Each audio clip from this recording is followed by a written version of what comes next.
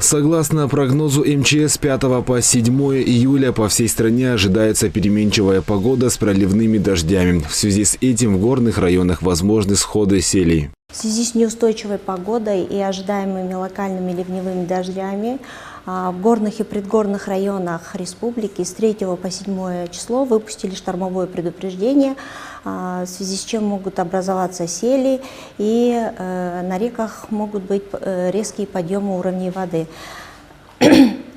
Это, конечно, связано с резким повышением температуры воздуха, температурного фона, повышенной нулевой изотермы, то есть таяние ледников, сезонного стока. Это все влияет на изменение климата.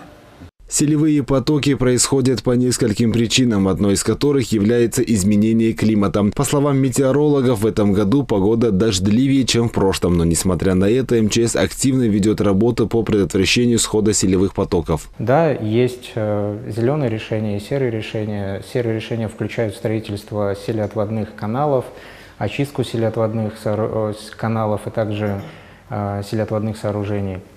Селезащитные дамбы, наброски различного вида технические сооружения. Также зеленые решения включают в себя лесомелиоративные работы, включая постоянный, допустим, подсев на местах, где у нас, допустим, деградирует пастбище. Но МЧС как раз-таки сейчас ведет активную работу, и сейчас вот вам уже, наверное, рассказали, есть проект, который будет заниматься именно селевыми потоками на юге Кыргызстана. Однако, как показывает мировая практика, сход селевых потоков не всегда зависит от самой природы. Еще одним фактором это является деградация пастбищ, интенсивная вырубка лесов в горной зоне, чрезмерное использование пастбищных угодий. Все это приводит к эрозионным процессам и формированию катастрофических селей, которые мы видим в последнее время. Вот недавно были сели с жертвами в Наукатском районе, в Кадамджайском районе Баткенской области, а также в Джалабадской области, это Наукенском районе, в районе села Иски-Кочкората. Чтобы предотвратить сходы селей, со стороны МЧС ведутся работы по установке селеотводных каналов, а также проводится рекультивация земель, где сажают разные растения во избежание деградации пастбищ. Сейчас очень, если посмотреть последние видео прохождения селевых потоков, то видно, что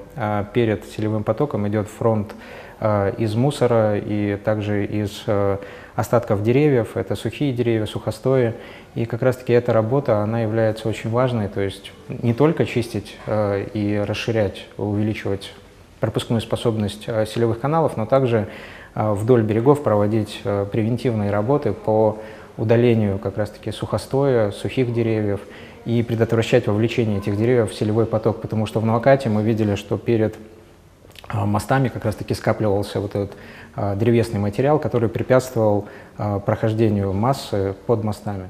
Также Центр мониторинга МЧС ежегодно выпускает книгу, в которой подробно описывается вся информация по районам и областям об опасности природных катаклизмов. Данная книга включает данные по полевых исследованиям и мониторинг опасных участков. И нашими специалистами изготавливаются специальные карты областей, районов, в котором указаны опасные участки, в том числе и селевые участки. Вот вы на данной карте, примере Джалабадской области, вы видите участки развития и активизации селевых процессов, красными точками отмечены, а также желтым отмечены точки активизации оползневых процессов. Данные карты разрабатываются ежегодно и передаются органам местного самоуправления для принятия превентивных мер. Кроме того, мы готовим пространственный прогноз. Что это означает? То есть это мы указываем, на каких участках, в каком месте могут активизироваться эти опасные природные процессы, указан километраж, какие процессы развития могут быть.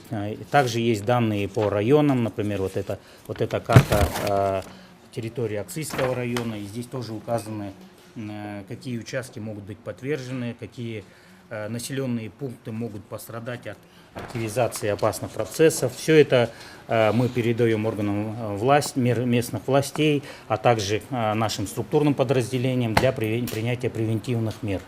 По словам специалистов Центра мониторинга, никогда нельзя с точностью предугадать сход селя. Прогнозы всегда делаются приблизительно, так как временной прогноз является очень чувствительной сферой, которая зависит от многих факторов. Ведь в условиях изменения климата меняется и интенсивность выпадения осадков. Все это в общем оказывает влияние на точность прогноза. Малик Аюпов, Руслан Бароненко, ЛТР, Бишкек.